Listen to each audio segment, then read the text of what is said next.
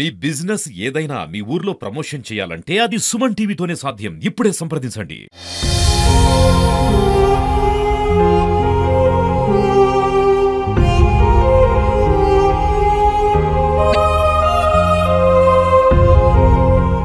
కర్నూలు నగరానికి చెందిన బాలిక వారం కిందట కాలేజీకి వెళ్తా అని చెప్పేసి ఇంకా తిరిగి రాలేదు ఇంటికి. అయితే బాలిక ఎప్పుడు వెళ్ళింది, కాలేజీకి ఏ టైంలో వెళ్ళింది, వారం వరకు తిరిగి రాకపోవడానికి కారణం ఏంటో వాళ్ళ తల్లిదండ్రులు అడిగి తెలుసుకుందాం. అది చెప్పండి నా, ఇప్పుడు వారం కిందట మీ పాప ఇంటర్మీడియట్ చదువుతుందన్నారు, లాంగ్ టర్మ్ తీసుకుందన్నారు.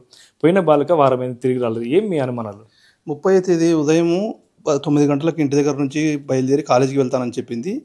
కాలేజీకి వెళ్లకుండా మనకి కాలేజీ వెనక సందు నుంచి రోడ్డు గాయత్రి స్ట్రీట్ రోడ్డు ఎక్కినట్లు మనకి సీసీ కెమెరాలో చూపిస్తుంది. అయితే మేము ఆ రోజు పోయి కంప్లైంట్, అమ్మాయి తప్పిపోయిన రోజే స్టేషన్లో కంప్లైంట్ ఇవ్వడం జరిగింది.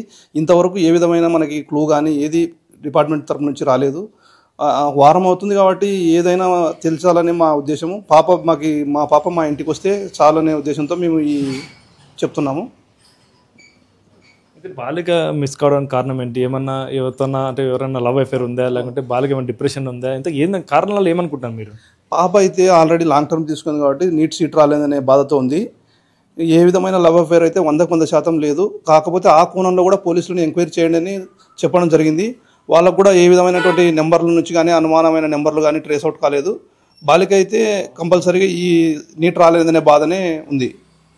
ఆ విధంగా ఆలోచన చేసి మిగతా ఇక్కడ చుట్టుపక్కలంతా కూడా చాలా వరకు కెమెరాలన్నీ చూసాము. మాకు సాధ్యమైనంత వరకు ఎక్కడ కానీ కనపడలేదు. పాపం మాకు ఏ విధంగా సరే మా పాప మా ఇంటికి వస్తే చాలని మేము అడుగుతున్నాం మిమ్మల్ని. పాప అఘాయిత్యానికి పాల్పడి ఉంటే ఈ పాటికి వారమైంది, ఏదో విధంగా తెలుస్తుంది కదా, ఇప్పుడు మీరు ఏమనుకోవచ్చు? ఏ విధంగా పాప అయితే అఘాయిత్యానికి పాల్పడితే మనకి కాలువలో కానీ ఎక్కడైనా ట్రైన్ కానీ ఏదైనా అట్లా అఘాయిత్యం చేసుకుంటే కూడా వారమైంది కాబట్టి మనకి ఏ విధంగా మన బాడీ ట్రేస్ అవుట్ కావడానికి అవకాశం ఉంటుంది. పాప అయితే చనిపోయలేదనే ఉద్దేశంతో పోలీసు వాళ్ళు కొంచెం చర్య తీసుకుని పకడ్బందీగా వెతికితే దొరుకుతుందని మాకు పూర్తి నమ్మకం ఉంది.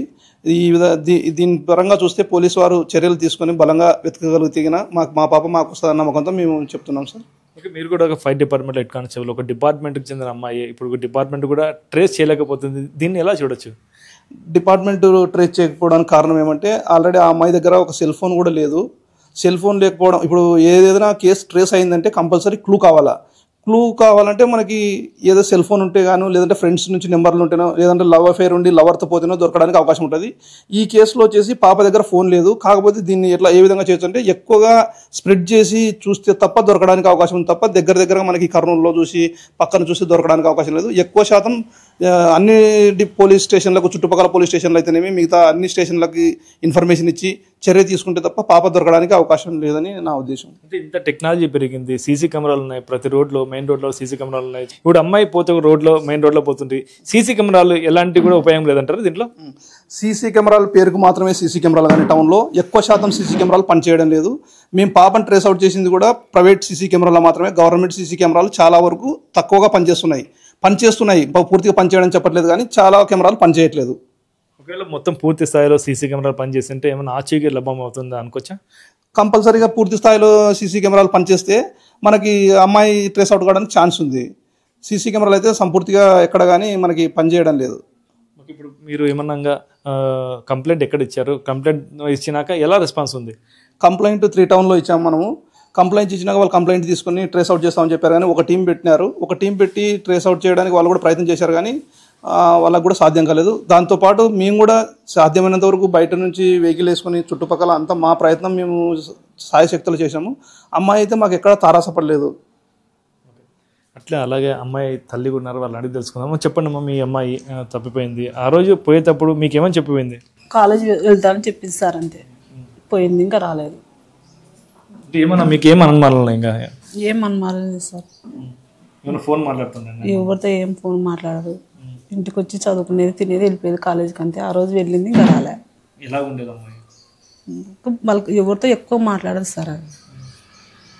అది ఇన్ని రోజులు అవుతుంది, పాప కనిపించలేదు. మీరు ఇంకా ఎక్కడెక్కడ మొత్తం బంధువులు కానీ వాళ్ళందరికి ఫోన్ చేసి జరిగిందా? మీకే అందరూ చూసినారు, ఏమనుకుంటున్నారు? తెలిసింది లేదని అందరూ ఎత్తుకుతున్నారు, ఎవరికి కనపడడం లేదు సార్. లాంగ్ టర్మ్ తప్పిపోయినందుకే ఏమైనా అఘాయిత్యానికి పాల్పడుతున్నట్టు ఏమైనా మీకు అనిపిస్తుందా? ఏమైనా అనుమానాలు ఉన్నాయా? అట్లా ఏం లేదు సార్. ఆమెకి కొంచెం 2 లాంగ్ టర్మ్ తీసుకున్నందుకు రాలేదన్న బాధతో అట్లా ఉంది సార్. అంటే మీకు శాస్త్రం చెప్పిందని నాకు రాలేదు, సీట్ రాలేదని. అట్లా అన్నా మేము చెప్తుంటే సార్, మోటివేషన్ చేస్తుంటే వాళ్ళ డాడీ చేతన కాడ చదవమని, లేదంటే వదిలేసాయని చెప్పారు. ఎంతమంది మీకు పిల్లలు? 3 సార్, 2 బిడ్డలు కొడుకు సార్. మీ అమ్మాయి? పెద్ద అమ్మాయి. అంటే ఎప్పుడన్నా వాళ్ళ ఫ్రెండ్స్ కానీ ఏమన్నా చెప్పేదా, నేను లాంగ్ టర్మ్ మిస్ అయినాను అలా బాధపడిన సంఘటనలు వాళ్ళ ఫ్రెండ్స్ కూడా షేర్ చేసుకున్నట్టు ఏమన్నా మీకు తెలిసిందేమన్నా? ఏం లేదు సార్. అవును. అమ్మాయి బాబాయ్ అని సార్. అమ్మాయి 2 టైమ్స్ నుంచి లాంగ్ టర్మ్ వెళ్ళినప్పుడు కూడా మేము ఎప్పుడు కూడా మాట్లాడాము, వద్దులేమ్మా ఈ ఎందుకు నీకు, ఒకసారి చాలు లాంగ్ టర్మ్, ఇంకా రెండోసారి అంటే కూడా నువ్వు ప్రెజర్ అవుతావు, వేరే ఆల్టర్నేటివ్గా చూసుకుందావు అంటే ఈసారి డైట్ రాపించింది సార్. డైట్ కూడా అమ్మాయి డిస్టిక్ 10th ర్యాంక్ వచ్చింది. అలాగే సెంట్రల్ యూనివర్సిటీ కూడా రాపిస్తే మంచి ర్యాంక్ వచ్చింది, బిలో 500 బిలో ర్యాంక్ వచ్చింది. అక్కడ చేరమ్మాయి అంటే బాబాయ్ నేను ఒక్కసారి చూస్తా నాకు 427 వచ్చినాయి, ఇంకా 2 బిట్లు అయింటే నాకు MBBS సీట్ వచ్చేది, మా తమ్మునికి ఆల్రెడీ వచ్చింది, ఇది ఒకసారి చూస్తా అని చెప్పి అనేది.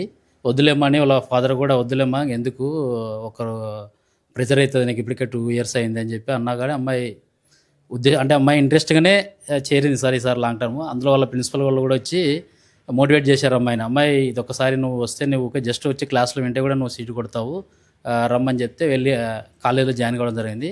అయితే లాస్ట్ 2 months నుంచి కొంచెం అమ్మాయి ప్రెజర్గా ఫీల్ అయ్యి కాలేజీ సరిగా వెళ్ళక ఇంటి దగ్గరే తనకి ఇష్టం ఉన్న రోజు వెళ్ళడం, లేదంటే ఒక రోజు ఇంటికి ఉండడం అట్లా జరుగుతుందంట. ఈ లాస్ట్ 13th రోజు మార్నింగ్ వాళ్ళ మేడం కూడా ఫోన్ చేసిందంట సార్. అంటే నేను 1 hour లేట్గా వస్తాను మేడం, నాకు పర్మిషన్ ఇవ్వండి అంటే వాళ్ళ ప్రిన్సిపల్ మేడం కూడా యాక్సెప్ట్ చేసి ఓకే అమ్మా అని చెప్పి మెసేజ్ పెట్టిందని చెప్పి వాళ్ళ మేడం కూడా చెప్తుంది. అది కూడా మాకు చూపించారు. అయితే వాళ్ళ మదర్ మధ్యాహ్నము లంచ్ క్యారీ ఇచ్చినప్పుడు యాజ్ యూజువల్గా ఉంటుందని చెప్పి ఆఫీస్ దగ్గర పెట్టొచ్చారు. కానీ అమ్మాయిని అప్పుడే అడిగింటే కూడా తెలిసేది. వాళ్ళు రెగ్యులర్గా ఆబ్సెంటీస్ వేసినారు. వేసి సాయంత్రం వాళ్ళ మదర్ తీసుకురానికి వెళ్ళినప్పుడు లేదని చెప్పి ఆబ్సెంటీస్ అని చెప్పారు. ఇమ్మీడియట్గా నాకు వాళ్ళ ఫాదర్ మొంత తుఫాన్కి డ్యూటీకి వెళ్ళింటే నాకు ఫోన్ చేశాడు, నేను ఇక్కడ టీచర్గా వర్క్ చేస్తున్నాను, పాప కాలేజ్ దగ్గర లేదంటారా అక్కడికి వెళ్ళు అని చెప్పి నాకు మా బ్రదరు ఫోన్ చేస్తే వెళ్ళాను సార్. వెళ్తే వాళ్ళ ప్రిన్సిపల్ మేడము సార్ మార్నింగ్ నుంచి రాలేదని చెప్పి చెప్పింది. అయితే అమ్మాయి ఒక నోట్ రాసుకుంది, మామూలుగా బుక్లో ఎప్పుడైనా డిప్రెషన్గా ఉన్నప్పుడు తన ఫీలింగ్స్ని రాసుకునేది. అమ్మాయి ఆ రోజు కూడా కొంత ఆధ్యాత్మికంగా రాసుకుంది. మాకేమంటే ఆధ్యాత్మికంగా అమ్మాయి ఏమన్నా టెంపుల్స్ వెళ్ళిందా, లేకపోతే ఎక్కడన్నా మెడిటేషన్ సెంటర్లో వెళ్ళి ఉందా అనేది ఒక డౌట్గా ఉంది. ఇప్పుడు ఎక్కడైనా వెళ్ళాల్సిన అవసరం వస్తే కూడా పాప దగ్గర డబ్బులు లేవు, సెల్ ఫోన్ లేదు, ఫ్రెండ్స్ కాంటాక్ట్ కూడా లేదని తెలుస్తుంది. మరి ఎలా వెళ్తుంది అనుకుంటున్నారు సార్? అంటే అమ్మాయి దగ్గర ఏం లేవు, కానీ కాకపోతే అమ్మాయి చేతిలో ఒక రింగ్ ఉంది, తర్వాత చెవులకు కమ్మలు ఉన్నాయి.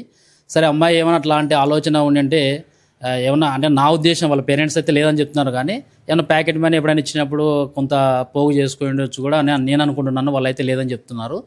అట్లా ఏమైనా ట్రైన్కి ఫ్రీగా వెళ్ళొచ్చు కదా సార్. యాక్చువల్గా అమ్మాయి విజయవాడలో చదివింది కాబట్టి విజయవాడకు ట్రైన్కి వెళ్ళి అక్కడ నుంచి కూడా ఏమైనా వెళ్ళిండొచ్చు అని నా అనుమానం. నేను అది వ్యక్తం చేస్తున్నా, వాళ్ళ పేరెంట్స్ కూడా అదే చెప్తున్నాను.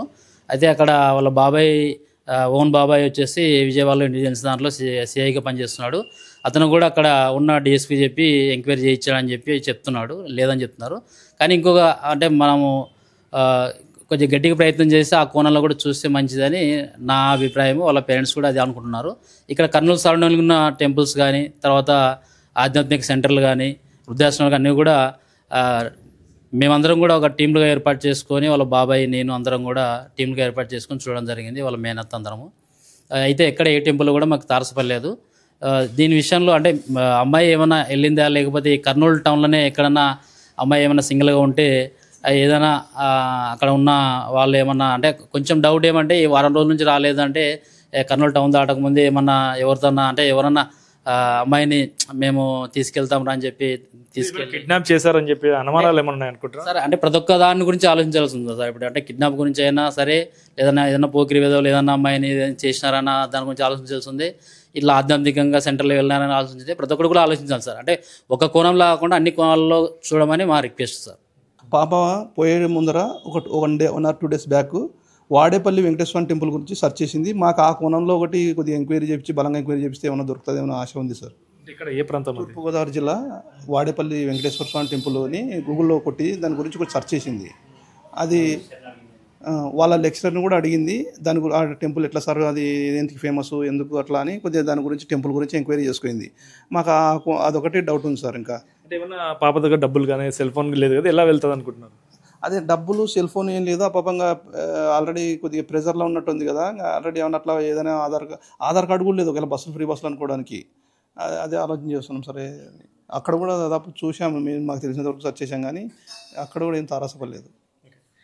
ఏదైతే నగరానికి చెందిన బాలిక 20 ఏళ్ళ బాలిక కాలేజీకి వెళ్తా అని చెప్పేసి వారం కిందటైనా కూడా ఇంటికి రాకపోవడంతో తల్లిదండ్రులు అయితే శోక సముద్రంలో మునిగిపోయారు. అయితే పోలీసులు ఎంత దర్యాప్తు చేపట్టి కూడా బాలిక అదృశ్యమైన బాలికను అయితే ఇంకా కనుగొనలేకపోయారు. అయితే ప్రతి కోణం కూడా బాలిక ఆచూగా కనుగొనేందుకు పోలీసులు ప్రయత్నాలు చేసినప్పటికీ కూడా బాలిక ఇంకా ఆచూగా అయితే లభ్యం కదా. అయితే ఏదైతే టెంపుల్ గూగుల్లో టెంపుల్ని సెర్చ్ చేసిందో ఆ టెంపుల్ కూడా వెళ్ళినట్టయితే అనుమానాలు అయితే వీళ్ళు వ్యక్తం చేస్తారు. పోలీసులు కూడా అనేక కోణాల్లో కూడా దర్యాప్తు చేసి బాలిక ఆచూకీ తెలపమని చెప్పేసి తల్లిదండ్రులు అయితే విజ్ఞప్తి చేస్తున్నారు. ఇది ఇక్కడ పరిస్థితి. కెమెరా పర్సన్ నాగబాబుతో కిరణ్, సుమన్ టీవీ, ఉమ్మడి కర్నూలు జిల్లా.